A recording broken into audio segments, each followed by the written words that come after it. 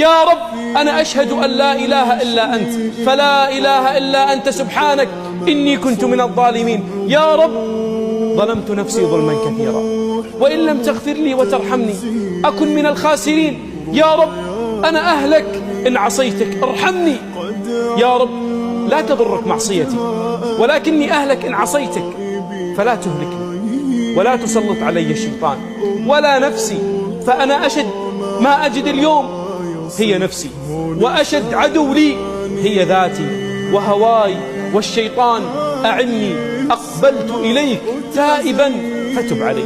أنا يا رب أستغفرك وأتوب إليك، أبرأ من حولي وقوتي وألجأ إلى حولك وقوتك، فلا حول لي ولا قوة إلا بك.